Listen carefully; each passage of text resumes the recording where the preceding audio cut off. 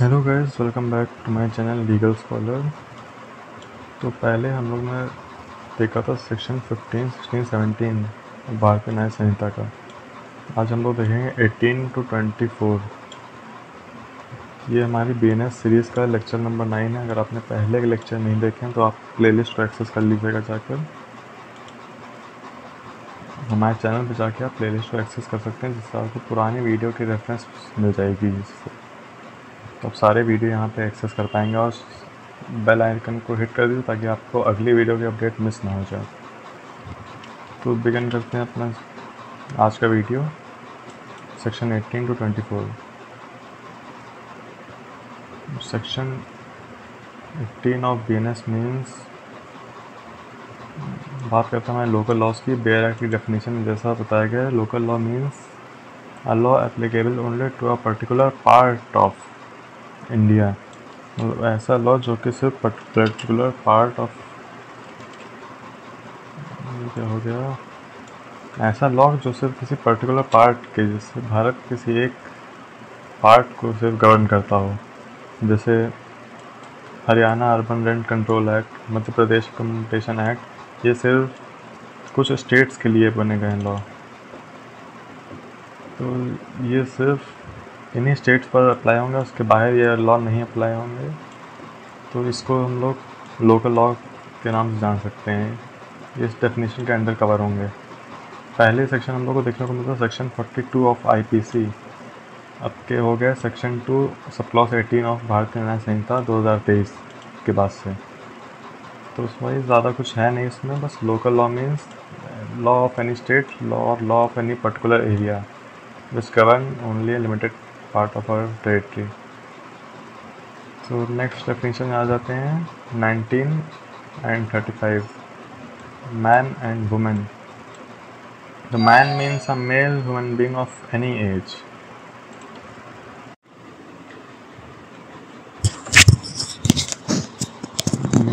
Man means a male human being of any age. Woman means a female human being of any age.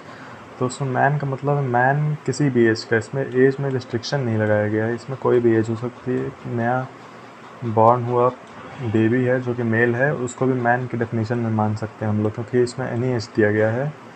यहाँ पे as पे restriction कोई नहीं लगाया गया है। पहले ये सेक्शन देखने को ये डेफिनेशन काफ़ी दूर दूर है, इसलिए मैंने 35 को सी के साथ लिख दिया, क्योंकि इसके साथ में ज़्यादा सही समझ में आती। दोनों एक ही बात बोलनी है, women of any as and man of any as. Earlier ये सेक्शन 10 IPC में हुआ करता था, और जब अब की ये सेक्शन 19 और 35 में अलग अलग हो सकता है, जबकि सेक्शन 10 में ये दोनों एक ही में पूरा हुआ करता है, मेल फीमेल दोनों में हो गया। अब 3 स्प्लिट हो गए हैं 19 में और 35 में, बस यही फ़र्क है, इसमें ज़्यादा कुछ बदला नहीं है। Important observation, this definition remained as neutral. देखिए, जैसा कि मैंने बताया कि ये एज न्यूट्रल है, ये सारी एज को कवर करती हैं। एक नया बॉर्न हुआ बच्चा भी मैन और वुमेन की परिभाषा में आ सकता है अकॉर्डिंग टू हिज जेंडर। आप लेकिन ट्रांसजेंडर, अगर मान लीजिए ट्रांसजेंडर की बात करते हैं, तो एक केस लॉस हमारे पास है NALSA versus union of India. इसमें ट्रांसजेंडर की भी बात करी गई थी कि उनको भी हम लोग इसी कैटेगरी में मानेंगे। किस कैटेगरी में? मेल और फीमेल की कैटेगरी में से ये ट्रांसजेंडर भी माने जाएंगे। NALSA versus union of India में ये बात कही गई। तो अब नेक्स्ट आ जाते हैं definition month and year. Month and year, whenever the word month or the word year is used, it is to be understood that the month or the year is to be reckoned according to the Georgian calendar। तो इसमें ये पहले calendar दूसरा था, इस बार ये BNS में हम लोग जॉर्जियन कैलेंडर का रेफरेंस ले रहे हैं। जॉर्जियन कैलेंडर मतलब वही कैलेंडर जो अभी हम लोग इस्तेमाल करते हैं नॉर्मल लाइफ में, वो जॉर्जियन कैलेंडर है। इसका प्रैक्टिकल पर्पस ये है कि जैसे पनिशमेंट किसी को सेंटेंस सुनाना है, तो इसी कैलेंडर की डेट्स के थ्रू उसका सेंटेंस सुनाया जाएगा। ये हाईलाइटर क्यों नहीं हो रहा है?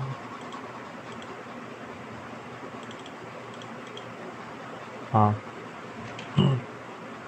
Georgian calendar means the calendar we are currently using in our daily life. पहले सेक्शन 49 ऑफ IPC में हुआ करता था, अब के सेक्शन हो गया है sub clause 20 of section 2। Legal use इसका क्या है, जैसे इम्प्रिजनमेंट देनी है 7 ईयर की, 6 मंथ की, तो ये जॉर्जियन कैलेंडर का ही रेफरेंस लेके पनिशमेंट दी जाएगी। अब इसमें भी कुछ ज़्यादा था नहीं, बस कैलेंडर, पहले ब्रिटिश कैलेंडर हम लोग यूज़ करते थे जब आईपीसी में पढ़ रहे थे, अब यहाँ पे बीएनएस में हम लोग जॉर्जियन कैलेंडर यूज़ करेंगे। मूवेबल प्रॉपर्टी, अब मूवेबल प्रॉपर्टी जैसा नाम से समझ में आ रहा है, जो एक जगह से दूसरी जगह जिसको ले जाया जा सकता है वो मूवेबल प्रॉपर्टी है। अगर कोई नहीं है मूवेबल प्रॉपर्टी तो उसको बनाया जा सकता है मूवेबल प्रॉपर्टी।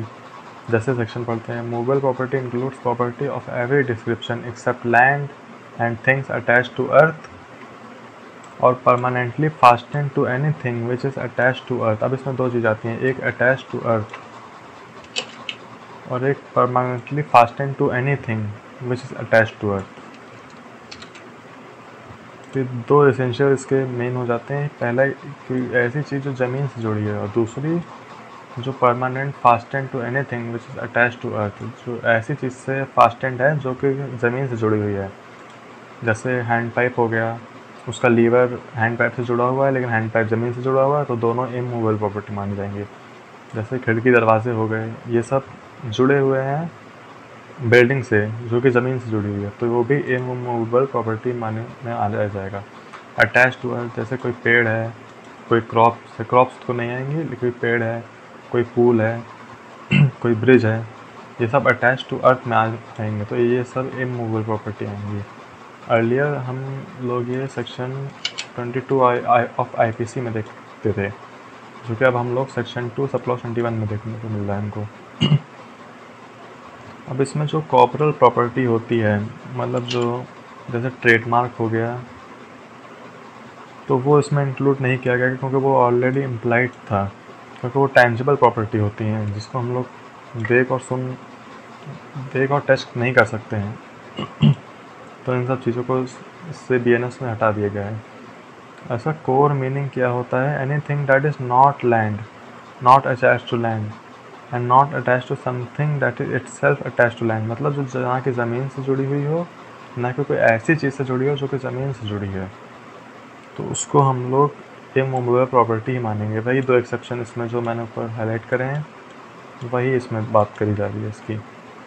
अब जैसे एग्जांपल मैं पहले ही दे चुका हूँ, ट्री, जैसे पेड़, ट्री का एग्जांपल ले लिया, is a not movable property but when unrooted becomes movable, मतलब ट्री को अगर जड़ से आप उखाड़ दोगे तो वो मूवेबल प्रॉपर्टी की परिभाषा में आएगी और इमूवेबल प्रॉपर्टी नहीं रहेगी वो। A door attach to house, जैसा मैंने बताया था आपको, door attach to house is not movable, once remove it become movable, मतलब जो भी चीज़ मूवेबल नहीं है उसको उसकी स्टेट, करंट स्टेट से हटा दोगे तो वो मूवेबल प्रॉपर्टी बन जाएगी। प्रैक्टिकल सिग्निफिकेंस देखिए, जैसे थेफ्ट हमारा बना गया है 378 आईपीसी में, जो पहले था वो थेफ्ट खाली मूवेबल प्रॉपर्टी पर ही अप्लाई होता है। अगर उसकी डेफिनेशन आप हम लोग आगे पढ़ेंगे जब, तो फिर सिर्फ इमूवेबल प्रॉपर्टी पर ही अप्लाई होगा, वो इमूवेबल प्रॉपर्टी का थेफ्ट कभी हो ही नहीं सकता है। इसमें पुराना सेक्शन लिखा है लेकिन अभी इसका सेक्शन दूसरा है जो कि स्क्रीन पर डिस्प्ले होकर आ रहा है, वो हम लोग बाद में आगे जब कवर करेंगे तो देखा जाएगा उसको। डेफिनेशन ऑफ नंबर सेक्शन 2, जब नंबर्स क्या होते हैं, ये एग्ज़ाम के लिए बिल्कुल इंपॉर्टेंट नहीं, लेकिन बस देख लेते हैं हम एक बार। Unless the contrary appears from the context, the word importing the singular number includes the plural number and the word importing plural numbers include the singular numbers। मतलब इसमें सिंगुलर और प्लूरल को हटा दिया गया है।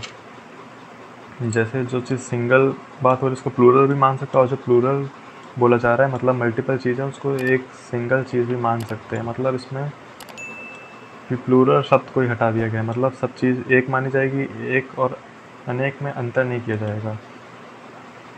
सेक्शन जैसे चार्जेस हम लोग पढ़ते हैं बीएनएसएस में, एक चार्ज या मल्टीपल चार्ज दोनों एक ही चीज़ होती हैं, उसको चार्ज ही बोला जाएगा। अब जैसे पहले सेक्शन 9 आईपीसी में था, अब ये सेक्शन 2 सब क्लॉज 22 में हमको देखने को मिल रहा है। Mainly link not important, for example जैसा बताया। Definition of oath section 23, oath includes a solemn affirmation instituted to law for an oath and any declaration required or authorized by law to be made before a public servant or to be used for a purpose of proof whether in court or not। पहले section 51 IPC में देखने को मिलता था, ये तो हो गया। सोलमनी अफर्मेशन मतलब सोलम जो अफर्मेशन दिया जाता है, जैसे कोई बात बोली जाती है कोई कि ये बात है, झूठ नहीं है, यही बात है। नेम ऑफ गॉड और रिलीजन मतलब किसी गॉड और रिलीजस को बिलीव में रखते हुए, कुछ श्रद्धा रखते हुए किसी चीज़ पे कोई बात कही जाए कि मैं इसकी कसम खा रहा हूँ कि मैंने ये नहीं करा है, वो नहीं हुआ है, ये ऐसी बात है।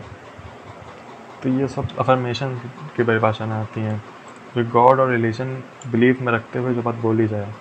जैसे कोई होली बुक हो गई, गीता, कुरान, बाइबल, इस पे जब हाथ रखे कोर्ट रूम में, जब अब तो ये लीगल नहीं है वैसे फ़िलहाल, जो पहले करते थे उसको ओथ बोला जाता था। जैसा आपने मूवीज़ में भी देखा होगा, काफ़ी जो होली बुक्स होती थी उस पर हाथ रख के कोर्ट रूम में जो कसम खाते थे वही ओथ की परिभाषा में आता था। जैसे प्रेसिडेंट भी हमारे जब बनते हैं तो ओथ लेते हैं, जो स्टेट के CM बनते हैं वो भी ओथ लेते हैं खड़े होकर, वो सब इस परिभाषा में के अंदर आती है ओथ। अब नेक्स्ट डेफिनेशन आ जाती है, जो डेफिनेशन ऑफ एन ऑफेंस, जो कि पहले हम लोग क्राइम और ऑफेंस में पिछली वीडियो में डिफरेंस कर चुके हैं। Offence except in the chapter and section mentioned in sub clause A and B, the word offence means thing made punishable by the Sanhita. तो मतलब ऑफेंस मतलब the word offence means things made punishable, मतलब जिसकी punishment statute में दी हो वो offence होता है। सिवाय इन सब धाराओं के जो ये सब दी गई हैं, ये सब धाराएं कुछ और नहीं बाकी ऐसी धाराएं हैं जो इस एक्ट में तो हैं लेकिन किसी और अदर लॉ से भी कवर होती हैं। जैसे सेक्सुअल ऑफेंसेस अगेंस्ट वुमेन, इसमें कुछ ऐसे सेक्शंस हैं जिसकी पनिशमेंट दूसरे लॉ में भी गवर्न होती है, तो इसकी पनिशमेंट इस लॉ में नहीं दी गई है, तो इसलिए इन सब A और B जो क्लॉज के सेक्शन हैं इनको अलग रखा गया है। इनको छोड़ के जो things made punishable in the Sanhita हैं जो वही ऑफेंस की परिभाषा में आएंगी। पहले सेक्शन 40 में देखने को मिलता था, इसमें चेंज बिल्कुल नहीं हुआ। सेक्शन में 40 में देखने को मिलता था, अभी 24 में देखने को मिल रहा है। एक्ट और omission rest punishment under BNSS, जैसा कि बताया एक्ट या कोई ओमिशन या कोई एक्ट या कोई ओमिशन मतलब कोई काम को ना करना जो लीगली बाउंड हो तुम करने के लिए, punishable under BNSS। Structure change, section references, जो सेक्शन चेंज हुए हैं खाली वही इसमें बीच में चेंज हुए हैं, बाकी सब डेफिनेशन सेम है बिल्कुल। List of specific section IPC adopt as under BNSS। Characteristic of offence, अब ऑफेंस की कैरेक्टरिस्टिक, पहला तो पनिशेबल होना चाहिए, पनिशमेंट स्पेसिफाइड होनी चाहिए और लीगल प्रोसीजर दिया होना चाहिए। मतलब जो ऑफेंस है उसका लीगल प्रोसीजर कैसे इन्वेस्टिगेशन होगी और क्या जुडिशियल प्रोसेस होगा, ये सब कोडिफाइड होना चाहिए ऑफेंस के अंदर, तभी वो ऑफेंस की परिभाषा में आएगा, नहीं तो वो क्राइम में चला जाएगा फिर। तो ये 3 एसेंशियल्स है, पहला पनिशेबल कंडक्ट, दूसरा पनिशमेंट स्पेसिफाइड मतलब पनिशमेंट लिखी होनी चाहिए स्टैट्यूट में, और तीसरा लीगल प्रोसेस होना चाहिए उसका। अब who decide what is offence, offence कैसे डिसाइड करा जाएगा, कौन डिसाइड करेगा क्या ऑफेंस है क्या नहीं है ऑफेंस, ये हमारी गवर्नमेंट और लेजिस्लेचर, मतलब गवर्नमेंट और लेजिस्लेचर जहाँ पे लॉ बनते हैं ये डिसाइड करेगा क्या ऑफेंस है क्या नहीं है। जहाँ से बिल पास होंगे, एक्ट अमेंडमेंट होंगी, तो वहीं से पता चलेगा कि क्या ऑफेंस है क्या नहीं है। अगर कोई ऑफेंस की परिभाषा में नहीं आता उसको हटाया भी जा सकता है और नया ऑफेंस जोड़ा भी जा सकता है। Based on social, moral and political constructions, जैसा कि किस परिस्थितियाँ होंगी वैसे ही कानून बदलता जाएगा। जैसे एडल्ट्री और अननेचुरल ऑफेंसेस रिमूव कर दिए गए हैं अभी BNS में, जो कि पहले IPC में अननेचुरल ऑफेंस देखने को मिलता था, और एडल्ट्री वो पहले ही रिमूव हो चुका है। और टेररिज्म इंक्लूड BNS, ठीक है। तो रिलेटेड कॉन्सेप्ट हम लोग ये पहले भी देख चुके, क्राइम वर्सेस ऑफेंस, ये पिछली वीडियो में हम कर चुके हैं, फिर से देख लेते हैं एक बार। क्राइम मतलब मॉरल और इथिकल रॉन्ग दोनों, जो मॉरल रॉन्ग है और इथिकल रॉन्ग है even if it's not punishable, भला ही वो पनिशेबल ना हो, लेकिन अगर मॉरली और एथिकली रॉन्ग है तो वो ऑफेंस की, तो क्राइम की परिभाषा में आएगा। जबकि ऑफेंस बिल्कुल इसका उल्टा है, लीगली डेफिनेशन एंड पनिशेबल, जबकि परिभाषा दी गई हो और जिसमें पनिशमेंट हो वो ऑफेंस होता है। और मॉरल और एथिकल रॉन्ग क्राइम माना जाएगा। अब भाई मॉरल रॉन्ग जैसे हो गया not helping a drawing person, कोई आदमी डूब रहा है उसको नहीं बचाया तुमने, तो मॉरल रॉन्ग हो गया। सिविल रॉन्ग जैसे ब्रीच ऑफ कॉन्ट्रैक्ट या टॉर्टियस लायबिलिटी, जैसे टॉर्टियस लायबिलिटी जब बनती है तो वो भी सिविल रॉन्ग में आ जाती है। टॉर्टियस लायबिलिटी जिसके लिए कंपनसेशन देना पड़ता है।